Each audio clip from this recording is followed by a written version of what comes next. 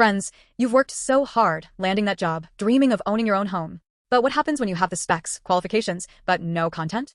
On the outside, it looks like you've conquered the land, but why does your heart still feel like a parched desert? In Joshua 15, Caleb's daughter Aksa received a gift of land from her father called the Negev. However, this land was a dry wilderness where rain was scarce. She had the land, but she lacked the water to make it thrive. Aksa didn't hesitate. She asked, "Father, do not just give me the land. Give me springs of water as well." In response, Caleb gave her both the upper springs and the lower springs. The Hebrew word used here for spring is gullah, which refers not to stagnant, sitting water, but to a fountain that continually erupts and overflows. The Negev, the land, represents our harsh reality, where we must endure just to survive. The gullah, the spring, represents the energy of prosperity that causes the barren land to bloom. Aksa did not sit down and complain about her environment. Instead, she boldly requested the energy resource needed to soak that environment. She showed the confidence to ask for both the upper springs, heavenly grace, and the lower springs, earthly blessings.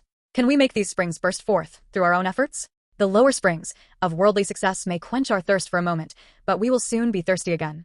To solve the fundamental dryness of our lives, we must pass through the fountainhead known as the cross. On the cross, Jesus poured out every drop of water and blood. He endured all thirst on our behalf. Why? To burst open a spring of water welling up to eternal life within us. The cross is the event that breaks through the dry floor of our souls. The resurrection is the event where heavenly life surges through those broken cracks. To believe in the resurrection of Jesus Christ is like flipping the switch from a life of mere survival to a life of flourishing that distributes God's life to others. Only those who pass through the cross can enjoy the holistic abundance that connects heavenly blessings, upper springs, with earthly blessings, lower springs.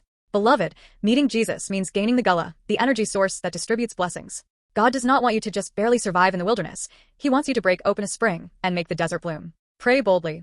Lord, let the gospel of Jesus Christ become the upper and lower springs flowing through my life. Hold fast to Jesus Christ, the eternal spring that the world cannot give. Only then will the dry ground of your home and workplace be transformed into a channel of life that saves others.